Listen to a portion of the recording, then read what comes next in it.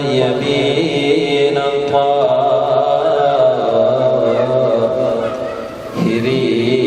المعصومين المظلومين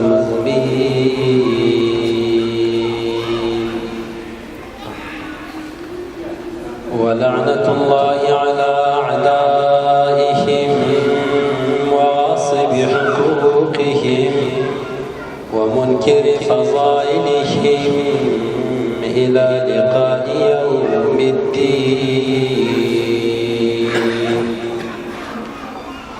أما بعد، قال سبحانه وتعالى في القرآن الكريم: بسم الله الرحمن الرحيم.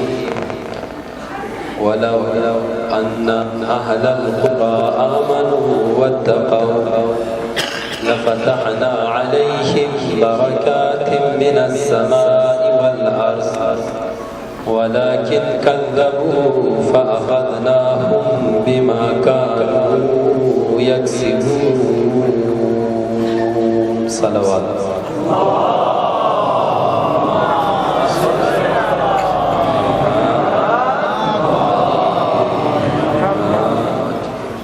مأجورین عزاداران سید الشهداء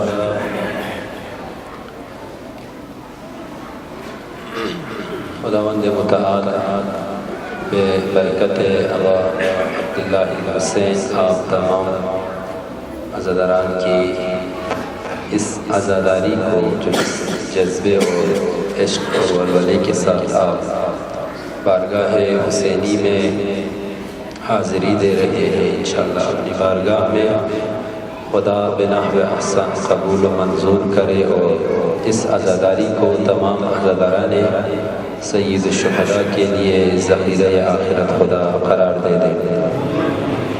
موضوع کی طرف اشارہ کرنے سے پہلے دو اعلانات ہے کی طرف میں آپ تمام عزاداران کی توجہ مبذول کرانا چاہتا ہوں۔ پہلا اعلان یہ ہے کہ مجلس کے حوالے سے ہے۔ پہلا اعلان یہ ہے کہ آج سے 9 محرم تک 10 محرم تک ہر روز اہلیان گلگت کی طرف سے اہلیان گلگت جو مقیم گنبس کرد ہے مؤمنین کی طرف سے ہر روز فوراً مغرب نماز مغرب و عشاء کے فوراً بعد برگزار ہوگی۔ تمام عزاداران سے شرکت کی استدعا ہے۔ ایڈریس بتایا گیا ہے کہ داود نیری کا جو گھر ہے وہاں مجالس کا اہتمام کیا ہے مومنین و مومنات دونوں کے لیے۔ آپ تمام مومنین اور مومنات سے شرکت کی استدعا ہے۔ داود نیری کا گھر فوراً نماز مغرب و عشاء کے بعد۔ یہ پہلا اعلان۔ دوسرا اعلان جیسا کہ آپ کا بخوبی آپ کو پتہ ہے کہ یہاں اس ایریے میں جہاں مجالس حسینی عزاداری برگزار ہوتی چلی آ رہی ہے، ایک امام بارگاہ ہے، ایئرپورٹ ہے، وہاں اس اعتراض سے یہ سلسلہ جاری و ساری ہے۔ حسب گزشتہ سالوں کی طرح اس سال بھی مجلس حسینی کا اول محرم سے اہتمام کیا گیا ہے۔ تمام مؤمنین اور مؤمنات سے حسب توفیق شرکت کی بھرپور استدعا اور درخواست ہے۔ ٹھیک 8 بجے مجلس ہوا کرے گی اور 8 بجے کی اس مجلس سے ہر روز قبلہ علامہ مولانا حبیب صاحب خطاب فرمائیں گے انشاءاللہ العزیز۔ آپ تمام مومنین و مومنات شرکت فرما کر ثواب دارین حاصل کریں گے۔ آپ سب کی طول عمر کے لیے توفیقات میں اضافہ ہونے کے لیے ایک مرتبہ آواز بلند صلوات پڑھیں۔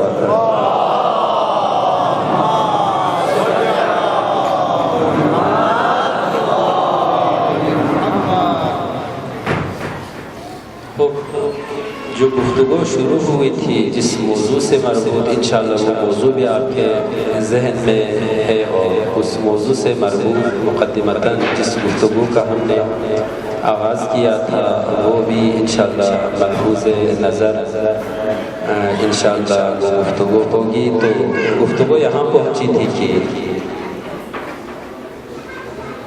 خدا نے اس کائنات کو کہ جس میں مختلف چیزیں ہیں اور متعدد چیزیں ہیں،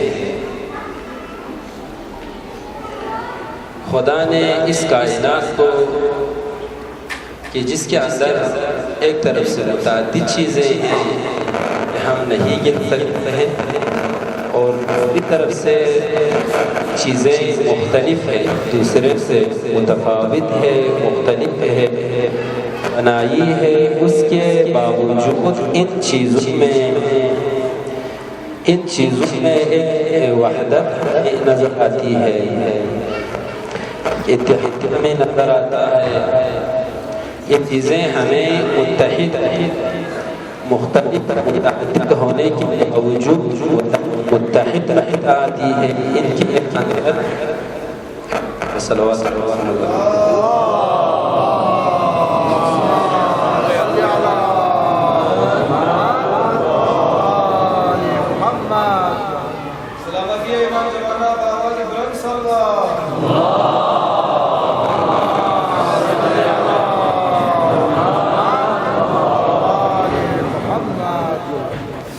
کائنات کی یہ جو چیزیں ہیں ایک تو متعدد ہے اور ایک مختلف ہے۔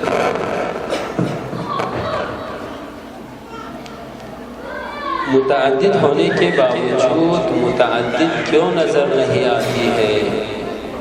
مختلف ہونے کے باوجود کیوں یکساں نظر آتی ہے؟ وہ اس کے پیچھے وہ میں نہیں جانا چاہتا ہوں، تفصیل ہے۔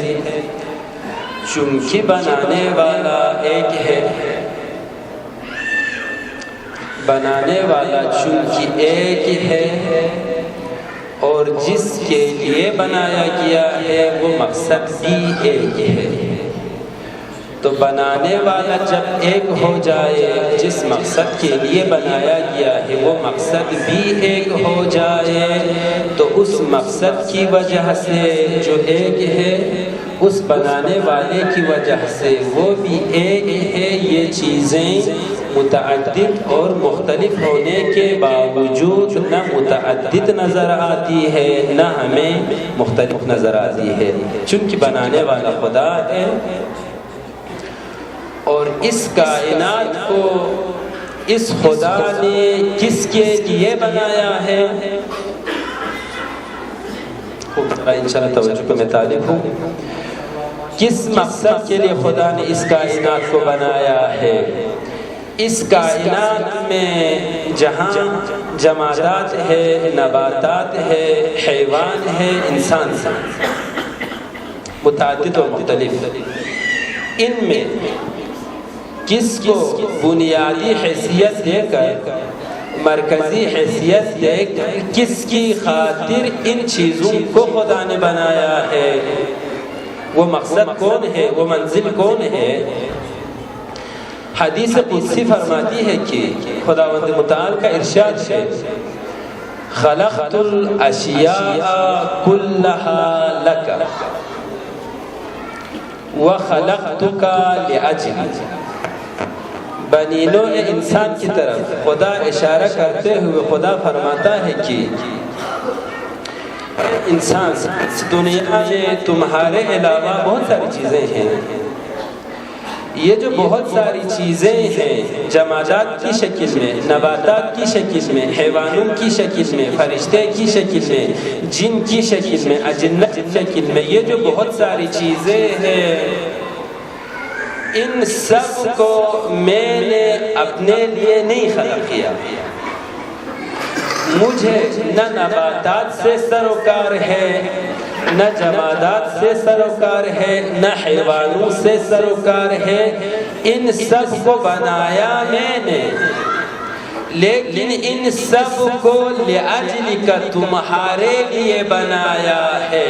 سب کی منزل تم ہو، سب کا مقصد تم ہو، سب کے اندر جس موجود کو اور مخلوق کو بنیادی حیثیت حاصل ہے وہ انسان، لذا آپ کہتے ہیں کہ انسان کو اشرف مخلوقات، انسان اشرف المخلوقات کیوں ہے؟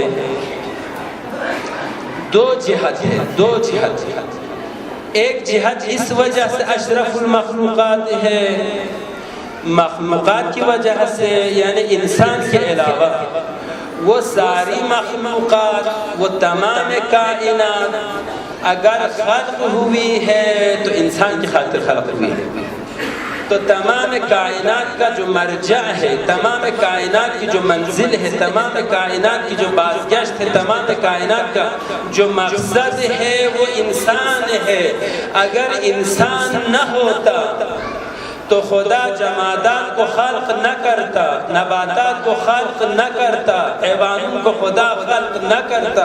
انسان اگر نہ ہوتا تو ما سوائے انسان جو موجودات ہے، جو مخلوقات ہے، اسے کسی کو بھی خدا خلق نہ کرتا۔ بس سمجھ میں آتا ہے کہ جس کی وجہ سے اگر خدا نے حیوانوں کو خلق کیا ہے، جس کی وجہ سے اگر خدا نے جمادات کو خلق کیا ہے، جس کی وجہ سے خدا نے اگر نباتات کو خلق کیا ہے، تو وہ مقصد انسان ہے۔ اس وجہ سے انسان باقی مخلوقات کی نسبت میں اشرف افضل ہے۔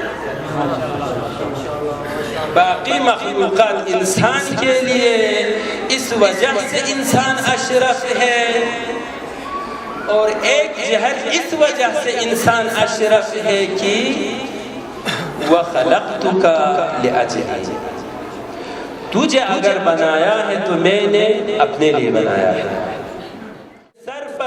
سر پر خدا نے ہاتھ نہیں رکھا، اور خدا نے ہاتھ رکھ کر یہ نہیں فرمایا کہ اس کو میں نے اپنے لیے پیدا کیا، اس کو میں نے اپنے لیے پیدا کیا۔ ضرور خدا نے فرمایا اس کو بنانے والا میں ہوں، خلق کرنے والا میں ہوں، لیکن میں نے اگر بنایا ہے تو اپنے لیے نہیں بنایا۔ میں نے زمین اور زمان کو اگر بنایا ہے، مکین اور مکان کو اگر بنایا ہے، آسمان اور کہکشانوں کو میں نے بنایا ہے، ما فی السماواتی و ما فی الارض کو میں نے بنایا ہے، تو ان میں سے کسی ایک کو اپنے لیے نہیں بنایا، ان سب کو بنایا انسان کے لیے۔ لیکن جب انسان کی نوبت آتی ہے تو خدا انسان کے سر پر، اس کے شانے پر ہاتھ رکھ کر کہتا فرماتا ہے کہ انسان کو اگر بنایا ہے تو انسانوں کو میں نے نہ حیوانوں کی خاطر، نہ نباتات کی خاطر، نہ جمادات کی خاطر، نہ جن و فرشتے کی خاطر، کسی کی خاطر نہیں بنایا ہے۔ اگر انسان کو جس کی خاطر بنایا ہے تو وہ فقط خدا ہے اور میری ذات ہے۔ میری ذات کے علاوہ انسان کے لیے نہ کوئی منزل بن سکتی ہے، نہ کوئی مقصد بن سکتا ہے۔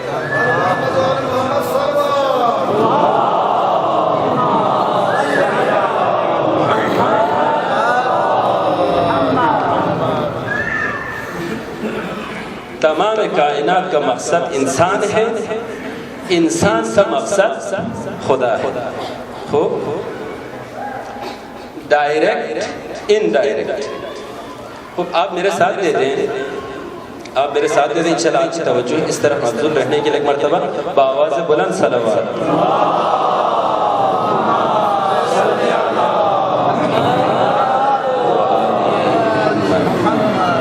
تمام کائنات متعدد ہونے کے باوجود کیوں متعدد نظر نہیں آتی ہے یہ چیزیں؟ تمام کائنات کی چیزیں مختلف ہونے کے باوجود کیوں مختلف نظر نہیں آتی ہے؟ وجہ آپ کی خدمت میں عرض کر رہا ہوں۔ ایک تو مقصد کی وجہ سے ان میں اتحاد نظر آتا ہے، ایک بنانے والے کی وجہ سے۔ ڈائریکٹ انڈائریکٹ تمام چیزوں کو خدا نے بنایا کس کے لیے؟ انسان کے لیے۔ بس یہ چیزیں اور انسان کے درمیان فاصلہ نہیں ہے، یہ چیزیں ڈائریکٹ بنی ہے انسان کے لیے۔ اور انسان کس کے لیے بنا ہے؟ خدا کے لیے۔ تو چونکہ انسان بنا ہے خدا کے لیے، یہ چیزیں بنی ہیں انسان کے لیے، اور جب انسان کا مقصد خدا ہے تو ان چیزوں کا مقصد بھی خدا ہوگا انسان کے واسطے سے، چونکہ انسان بعنوان اشرف المخلوقات، انسان کا جب مقصد خدا ہے، انسان کا کمال نہائی خدا ہے، ان چیزوں کا مقصد انسان ہے، تو وہ چیزیں انڈائریکٹ انسان کے ساتھ مل کر جس طرح سے انسان کا مقصد خدا ہے، ان تمام چیزوں کا مقصد بھی خدا ہے۔ بنابراین دنیا میں دو چیزوں کے علاوہ تیسری چیز آپ کو نظر نہیں آ سکتی ہے، یا وہ خدا ہے یا وہ مخلوق خدا ہے۔ مخلوق خدا میں سب سے جو اشرف مخلوق ہے وہ انسان ہے، دیگر تمام مخلوق انسان کے لیے اور انسان خدا کے لیے۔ بنابراین ان اشیاء کا مقصد بھی ایک ہے، وہ انسان ہے، اور انسان کا مقصد بھی ایک ہے، وہ خدا ہے۔ جب خدا کے علاوہ کوئی مقصد ہی نہیں ہے تو مقصد ایک ہے، تو جس ایک مقصد کی خاطر جو چیزیں بنی ہیں، اس مقصد کی وجہ سے وہ چیزیں بھی ہمیں متحد رکھتی ہیں۔ صلوات پڑھے محمد علی محمد کی ذات۔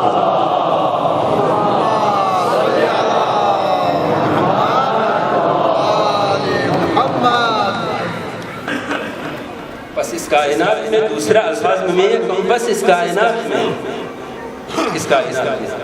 لے لے کے دو چیزوں سے زیادہ ہمیں نظر نہیں آ رہی ہے۔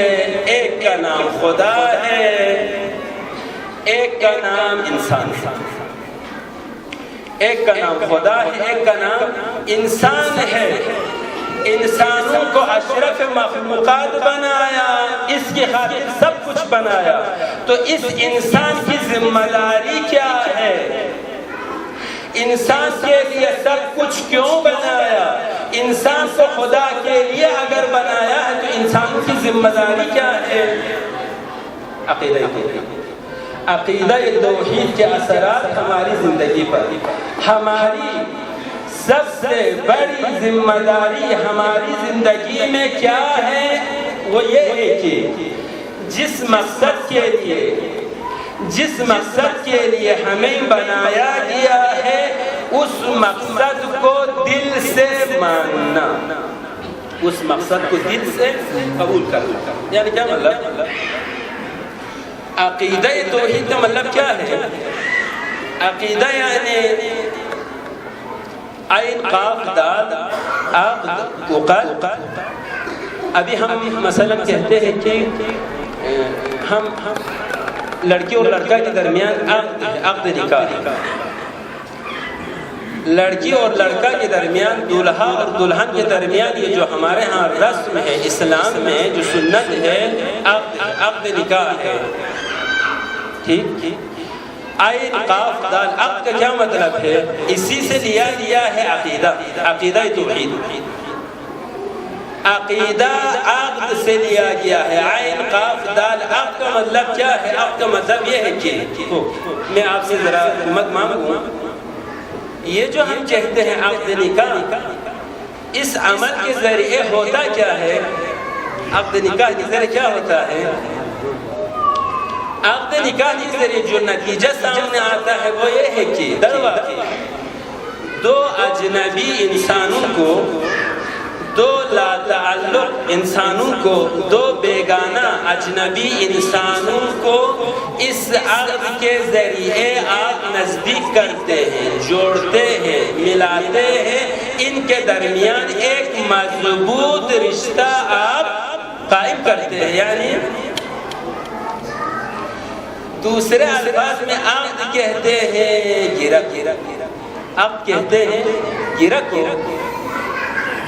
اگر کسی انسان کو مضبوطی کے ساتھ آپ پکڑ کے رکھنا چاہیں تو ایک بہترین طریقہ کیا ہے؟ اس کو پکڑ کے رکھنے کا، ساتھ رکھنے کا، پاس رکھنے کا، تاکہ وہ بھاگ نہ جائے، تاکہ وہ فرار نہ کر جائے، تاکہ اس کے اور آپ کے درمیان میں فاصلہ نہ آئے۔ ایک بہترین ذریعہ کیا ہے؟ اس کو باندھ کے رکھنے کا۔ جب آپ کسی رسی کے ذریعے، زنجیر کے ذریعے، کسی وسیلے کے ذریعے کسی شخص کو، کسی حیوان کو، کسی چیز کو باندھتے ہیں تو اس کا مطلب یہ ہے کہ ان دو کے درمیان ایک جوڑ آپ پیدا کر رہے ہیں، ایک رشتہ آپ قائم کر رہے ہیں، گرہ باندھ رہے ہیں۔ گرے کی وجہ سے ان دونوں کے درمیان جو فاصلہ تھا وہ فاصلہ ختم ہو گیا۔ فاصلے کی جگہ ان دونوں کے درمیان کیا پیدا ہو رہا ہے؟ جوڑ پیدا ہو رہا ہے۔ عقد نکاح کی وجہ سے یہ دو شخص جو ایک دوسرے سے دور تھے نزدیک ہو گئے، اس حد تک نزدیک ہو گئے کہ ان دو کے درمیان جو رشتہ ہے، جو قربت ہے، اس قربت کی طرح دوسرا رشتہ نہیں ہے۔ اس قدر ان دونوں کے درمیان مضبوطی ہے، محکم ہے، مستحکم ہے کہ اتنی آسانی کے ساتھ اس رشتے کو ہم نہیں توڑ سکتے ہیں۔ کیوں؟ اس لیے کہ ان دونوں کے درمیان اب گرہ لگ گیا ہے، گرہ ہم نے باندھا ہے اس رشتے کے ذریعے۔ بس اب کا مطلب کیا ہوا؟ گرہ باندھا۔ دو چیزوں کے درمیان کسی وسیلے کے ذریعے جب آپ گرہ لگائیں، گرہ باندھیں تو ان دو کے درمیان ایک جوڑ پیدا ہوتا ہے، ایک رابطہ وجود میں آتا ہے۔ تو دوبارہ آپ سے پوچھوں، اگر انسان دو چیزوں کے درمیان، اگر آپ اور کسی اور کے درمیان گرہ لگانا چاہیں، رشتہ داری کو مضبوط کرنا چاہیں تو اس رشتہ داری کو مضبوط کرنے کا طریقہ رسی ہے، زنجیر ہے یا کوئی تیسرا طریقہ ہے؟ یعنی اگر آپ کسی کے بالکل نزدیک ہونا چاہیں، رابطہ مستحکم ہونا چاہے رابطہ مضبوط ہونا چاہے تو بہترین طریقہ کیا ہے؟ رسی کے ذریعے باندھنا، زنجیر کے ذریعے باندھنا، سلسلے کے ذریعے باندھنا، یہ طریقہ اچھا ہے۔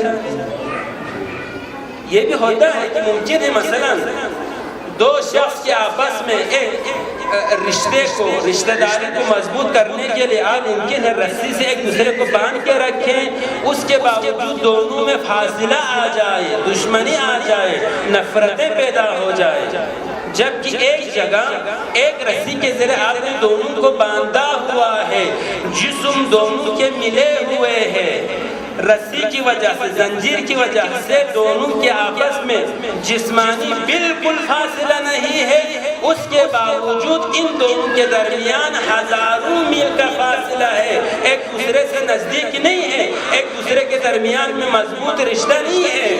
بس دو شخص کے درمیان بہترین اور مضبوط ترین رشتہ قائم کرنے کے لیے، جوڑ پیدا کرنے کے لیے، اس رشتے کو مضبوط کرنے کے لیے، فاصلے کو ختم کرنے کے لیے، اس طرح سے فاصلہ ختم ہو جائے، جوڑ پیدا ہو جائے کہ ایک جب اس طرف جائے تو یہ ساتھ ساتھ اس کے پیچھے چلے، جہاں وہ جھکے یہ بھی جھکنے کے لیے تیار ہو، اس قدر یہ رشتہ محکم ہو جائے، مضبوط ہو جائے۔ جب ایک اٹھتا ہے تو یہ بھی اٹھنے کے لیے تیار ہو، جب وہ سوچتا ہے تو یہ بھی سوچنے کے لیے تیار ہو، جب وہ چلتا ہے تو یہ بھی چلنے کے لیے تیار ہو، جب وہ خوش ہوتا ہے تو یہ بھی خوش ہونے کے لیے تیار ہو۔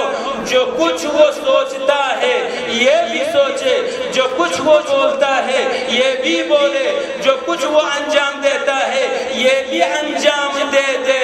اس طرح سے ان دو کے درمیان رشتہ قائم ہو کہ دیکھنے میں سوچنے کے ایک نظر آئے، دیکھنے میں دو لیکن ان کی بات ایک نظر آئے، دیکھنے میں دو لیکن ان کی سوچ ایک نظر آئے، دیکھنے میں دو لیکن ان کا عمل ایک نظر آئے۔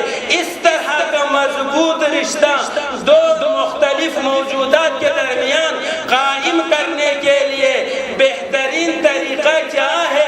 آیا رسی سے ہم باندھے یا زنجیر سے ہم باندھے یا جو انسانی ہاتھوں کی جو مصنوعات ہے ان سے ہم ان دو کے درمیان اس طرح سے مضبوط رشتے کو ہم جوڑ سکتے ہیں، قائم کر سکتے ہیں؟ وہ بہترین ذریعہ کیا ہے دو کے درمیان اس طرح سے مضبوط ایک رشتہ داری وجود میں آ جائے؟ وہ گرہ کیا ہے؟ وہ عقد کیا ہے؟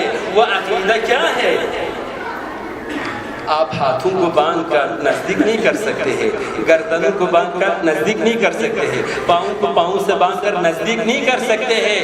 بہترین طریقہ یہ ہے کہ اگر انسان ایک دوسرے سے نزدیک اگر ہونا چاہے، ایک دوسرے سے اگر دور ہونا چاہے، تو جسم کا جتنا رول نہیں ہے، جسم کا اتنا رول نہیں ہے جتنا رول انسان کے دلوں کا ہوتا ہے۔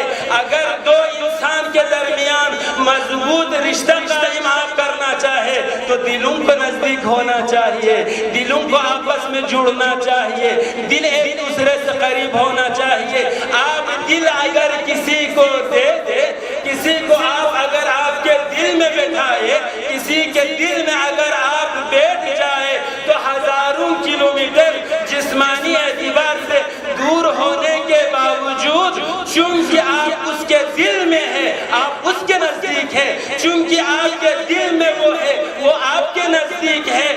جسمانی اعتبار سے لاکھوں کلومیٹر دور ہونے کے باوجود وہ انسان ایک دوسرے کے نزدیک ہوتے ہیں، قریب میں ہوتے ہیں۔ کیوں؟ اس لیے کہ ان دو کے درمیان دلوں کا رشتہ جڑ گیا ہے، اور جن کے درمیان دلوں کا رشتہ قائم ہو جائے ان کے درمیان فاصلہ نہیں ہو سکتا، قربت کے علاوہ اور نزدیکی کے علاوہ۔ بل محمد و اہل بیت محمد صلی اللہ۔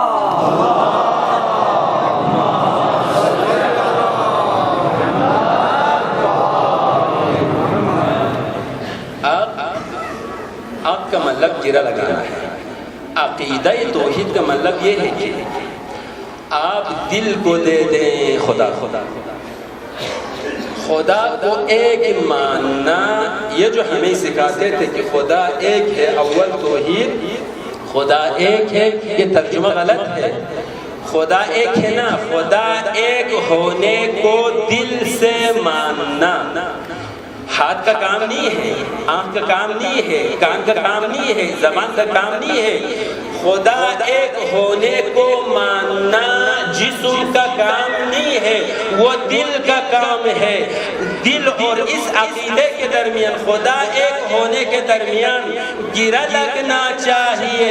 اس طرح سے گرہ لگے کہ آپ کا دل قبول کرے کہ خدا ایک ہے، آپ کا دل تسلیم کرے کہ خدا ایک ہے، آپ کا دل مان لے کہ خدا ایک ہے۔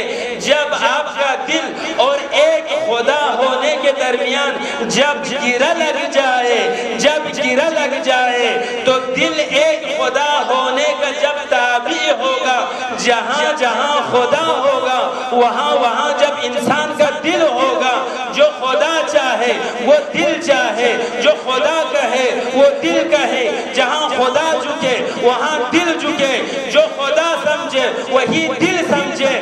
دل جب تابع ہوگا خدا کا، دل اور خدا کے درمیان عقد لگنے کی وجہ سے، گرہ لگنے کی وجہ سے، جب انسان کا دل تابع خدا ہوگا، دل وہی کہے جو خدا کہے، دل وہی سوچے جو خدا سوچے، دل وہی انجام دینے کے لیے تیار جو خدا انجام دینے کے لیے چاہتا ہے۔ تو ایسے میں جب انسان کا دل تابع خدا ہوگا تو یہ انسان ہاتھ کا تابع نہیں ہو سکتا، آنکھ کا تابع نہیں ہو سکتا۔ انسان دل کا تابع ہوتا ہے، انسان دل کا تابع ہوگا، دل خدا کا تابع ہوگا تو انسان دل کے ذریعے خدا کا تابع ہوگا۔ دل کے ذریعے جو خدا سوچتا ہے وہی انسان سوچے گا، جو خدا بولنا چاہتا ہے وہ انسان بولتا ہے، جو خدا انجام دینا چاہتا ہے وہی انسان انجام دے گا۔ تو یہاں پر وہ منزل آتی ہے جہاں پر دیکھنے میں آپ کو دو نظر آتے ہیں، ایک طرف خدا ہے، ایک طرف بندہ خدا ہے، لیکن چاہت ایک نظر آتی ہے، سوچ ایک نظر آتی ہے، قول ایک نظر آتا ہے، فعل ایک نظر آتا ہے۔ بندہ وہی سوچتا ہے جو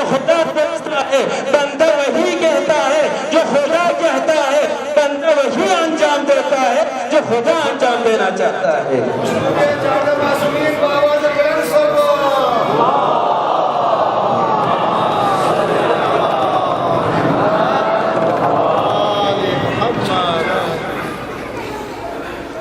انسان کا دل اور اس دل اور خدا کے درمیان جب گرا لگ جائے تو اس وقت دل اگر قبول کرے ایک خدا ہونے کو تو یہ دل کسی اور کے لیے اجازت نہیں دے سکتا ہے کہ اس دل میں کسی اور کے لیے جگہ بن جائے۔ وہ دل ہوتا ہے مسکن خدا۔ قلب المؤمن حرم اللہ، قلب المؤمن حرم اللہ، فلا تسکنوا حرم اللہ بغیر اللہ۔ گھر جب آپ کا ہے تو اس گھر میں آپ کو بیٹھنے کا حق ہے۔ جو صاحب ہوتا ہے، جو مجید ہوتا ہے، اس کو مکان میں رہنے کا حق ہے۔ اگر کوئی اور آ کر بیٹھ جائے تو وہ غصب ہے، وہ عاصم ہے۔ سین آپ کی ہے، جگہ آپ کی ہے، کوئی اور آ کر بیٹھ جائے تو وہ غصب ہے، وہ غاصب ہے۔ یہ دل مسکن خدا ہے۔ دل آپ نے اگر دیا ہے خدا کو تو اس میں دوسرا کیوں؟ اگر دل آپ نے سپرد کیا ہے اس ایک خدا کے لیے تو یہ جگہ صرف خدا کی ہے، تو ایسے میں آپ کو حق نہیں پہنچتا ہے۔ فلا تسکنوا حرم اللہ غیر اللہ۔ آپ کا دل حرم خدا ہے، حریم خدا ہے، خدا کی جگہ ہے، مسکن خدا ہے۔ دل آپ خدا کے علاوہ کسی اور کو نہیں دے سکتے ہیں۔ آپ نوجوانوں سے جوانوں سے میں یہ پوچھنا چاہتا ہوں، آپ عزاداران سید شہداء سے میں یہ پوچھنا چاہتا ہوں، اے عزاداران سید شہداء، آپ کے دل اور کس کے درمیان یہ رشتہ داری قائم ہے؟ آپ نے اپنے دل کو کس کے لیے دیا ہوا ہے؟ دل میں کون بس رہا ہے؟ دل میں کون بس رہا ہے؟ آپ اپنے دل میں کس کو بیٹھا رہے ہیں؟ کس کی محبت آپ کے دل میں زیادہ ہے؟ کس کا عشق آپ کے دل میں زیادہ ہے؟ جس کا عشق آپ کے دل میں زیادہ ہوگا، جس کی محبت آپ کے دل میں زیادہ ہوگی، آپ سمجھ لیں، یقین کریں، یہ دل خدا کا نہیں ہو سکتا۔ اور جو خدا کا جو قلب خدا ہے، جو عرش خدا ہے، جو مسکن خدا ہے، جو خدا کی جگہ ہے، خدا کو دیے بغیر کسی اور کو دے دے تو یہ تجاوز ہے، یہ حق خدا کی نسبت میں تجاوز ہے۔ آپ حق خدا کو پائمال کر رہے ہیں۔ سوچنا پڑے گا آپ کے دل میں کس کے لیے گنجائش زیادہ ہے، آپ کے دل میں کس کی محبت زیادہ ہے۔ آپ دل کا تابع ہے، دل کس کا تابع ہے؟ آیا دنیاوی چیزوں کے حوالے سے آپ کا دل دنیا کا تابع ہے، آپ کا دل شہوات کا تابع ہے، آپ کا دل خواہشات کا تابع ہے، یا آپ کا دل وہی چاہتا ہے جو خدا چاہتا ہے؟ آپ کا دل وہی خواہش رکھتا ہے جو خدا کی خواہش ہے۔ اگر آپ کے دل میں غیر اللہ بس رہا ہے تو یہ امانت خدا کے ساتھ خیانت ہے، اور جو عبد خدا ہوگا وہ امانت خدا میں خیانت نہیں کر سکتا ہے۔ رائے سلامتی حضرت قائم آل محمد بلند الصلوات۔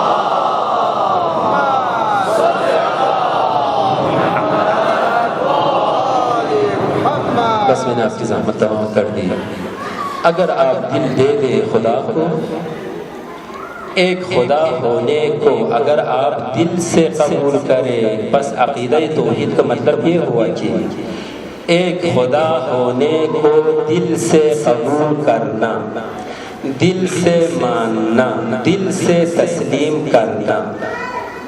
صرف آپ زبان سے نہ کہیں، صرف آپ اعضاء و جوارح کے ذریعے آپ نہ بتائیں، اعضاء و جوارح کے ذریعے سامنے آنے سے پہلے، زبان کے ذریعے کہنے سے پہلے آپ کا دل قبول کرے۔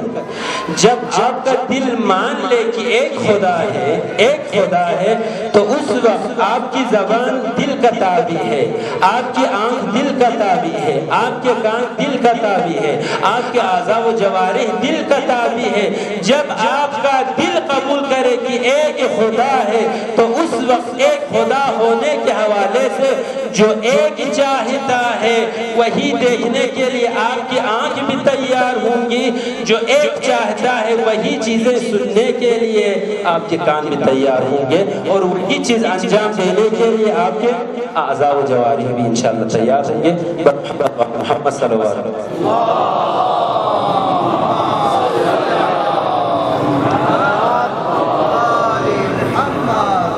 کل کی مجلس کے لیے میں مقدمتاً ایک جملہ عرض کروں، بس عقیدہ توحید کا مطلب کیا ہوا؟ خدا ایک ہونے کو کہنا نہیں، کہنا کافی نہیں ہے، خدا ایک ہونے کو دل سے قبول کرنا۔ بہت ساری چیزیں ہم دل سے قبول کرتے ہیں، دل سے ماننا، اندر سے ماننا۔ ایک خدا ہونے کو دل سے ماننا یہ عقیدہ توحید ہے۔ اب خدا ایک ہونا چار جہتوں سے ہے، یعنی خدا اگر ایک ہے تو اس کا کیا مطلب ہے؟ اس کی چار قسمیں بنتی ہے، ہر قسموں میں ہمارا دل قبول کرے، مان لے کہ ادھر بھی خدا ایک ہے، ادھر بھی خدا ایک ہے، ادھر بھی خدا ایک ہے، ادھر بھی خدا ایک ہے۔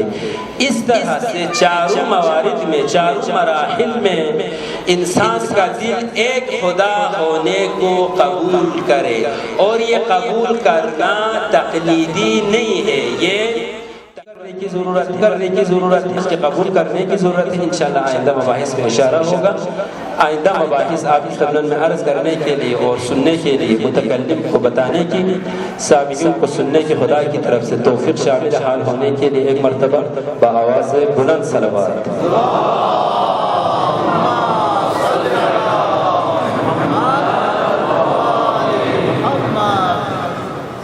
آج دوسری مجلس ہے اور آپ سب ہم سب آئے ہیں متوسل ہونے کے لیے، دامن اہل بیت سے متوسل ہونے کے لیے۔ اس دنیا کا کوئی بھی بھروسہ نہیں ہے، نہ اس کفر کا بھروسہ ہے، نہ اس مال کا بھروسہ ہے، نہ جائیداد کا بھروسہ ہے۔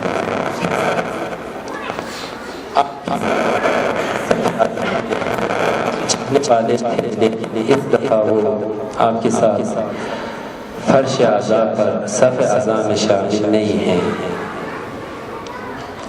آج وہ آپ کے چاہنے والے، آپ کے محتاج ہے۔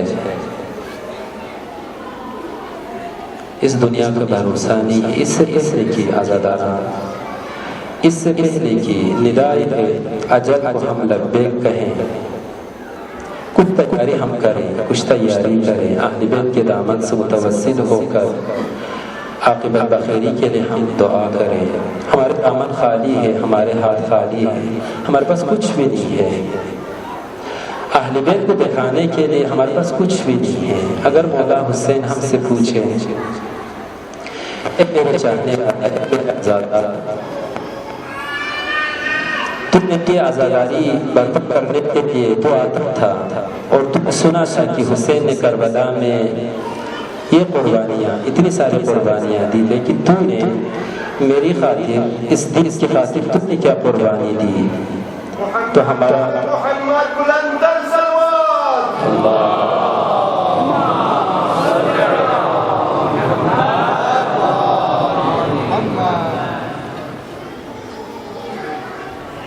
یہی عزاداری ہمارے لیے انشاءاللہ خدا ذخر آخرت قرار دے دے، ہم مولا حسین کے سامنے شرمندہ نہ ہو۔ ہمارے ہاتھ خالی ہے، ہمارے دامن خالی ہے، ہمارے پاس کچھ بھی نہیں ہے سوائے توسل کے، سوائے فریاد کے، آہ و بکا کے۔ یہی آپ کے آنسو، اس کو آپ معمولی نہ سمجھیں عزاداران سید الشہداء۔ قبلہ شیخ صاحب اس سے پہلے کی مجلس میں فرما رہے تھے کہ انسان کو کیوں رونا نہیں آتا ہے، انسان کو کیوں رونا نہیں آتا ہے، تو اس کی ایک وجہ یہی ہے کہ وہ آنکھ جس نے گناہ کیا ہو، کیسے وہ آنکھ روئے۔ وہ دل جس میں غیر خدا سایہ ہو وہ کیسے روئے؟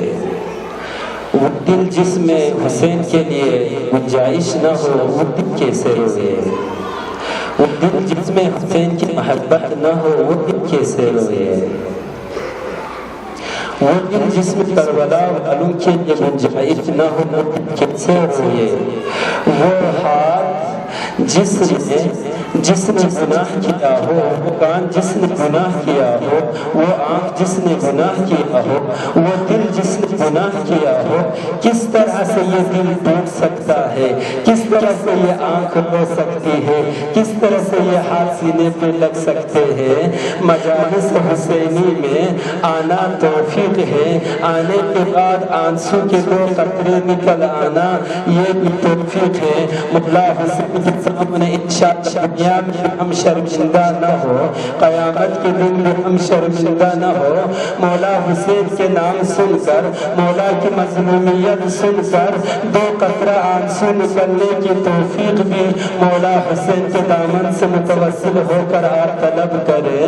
یا ابا عبداللہ ہم گناہگار ہیں، ہم معصیتگار ہیں، پاک پروردگارا اس قدر ہم گناہگار ہو چکے ہیں، مولا حسین کی مجلس میں ہم آج سمجھتے ہیں یا حسین کہتے ہوئے ہمیشہ معافی ہے، حسین کی قضا بیان کرتے ہوئے ہم حیا محسوس کرتے ہیں، ہمیں اپنے پر رونا چاہیے۔ اس سے پہلے کہ ہم حسین پر روئیں ہمیں اپنے اوپر رونا چاہیے۔ میں نے آپ کی رحمت تمام کر دی،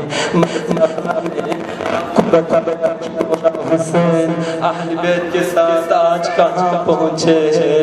سرزمین کربلا مولا حسین پہنچتے ہیں، مولا حسین تنہا نہیں ہے، مولا کے ساتھ ثانی زہرا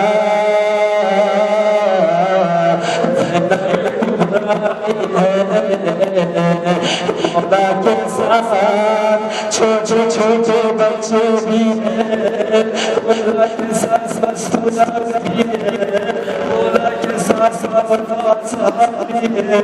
سرزمین کربلا مولا پہنچتے ہیں، السلام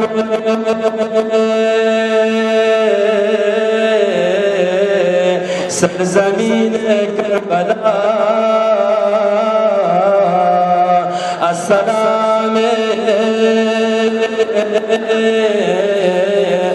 منزل نور خدا، اے کربلا تمہیں اگر معلوم نہیں ہے تو تمہیں معلوم ہونا چاہیے، تمہارا مہمان حسین بن رہے ہیں، تمہارا مہمان آج علی کی بیٹی زینب تمہارا مہمان ہے کربلا، حسین کی اولاد، حسین کے اہل بیت تمہارا مہمان ہے، اے کربلا، اے کربلا یہی زینب ہوگی۔ روز عاشورہ کے بعد زینب کا خیمگاہ ہے زینب، خیمگاہ حسینی کو آگ لگا دی جائے گی، اس وقت خیمے کی جگہ زینب کے لیے خیمہ تم ہو کربلا، اصغر کا کہوانا چھیڑا جائے گا، اصغر کے لیے کہوانے کی جگہ تم ہو کربلا۔ مولا حسین کربلا میں جب پہنچے، مولا حسین کربلا میں جب پہنچے تو مولانا ابوالفضل العباس کو بتایا، بھیا عباس خیمے ترتیب کے ساتھ نصب کرے، خیمے ترتیب کے ساتھ نصب کرے۔ مولا حسین بتاتے ہیں ابوالفضل العباس نصب کرتے جاتے ہیں، جب زینب کے خیمے کی باری آتی ہے تو ابوالفضل العباس کو مولا نے فرمایا ایسی جگہ پیدا کر جہاں کسی کو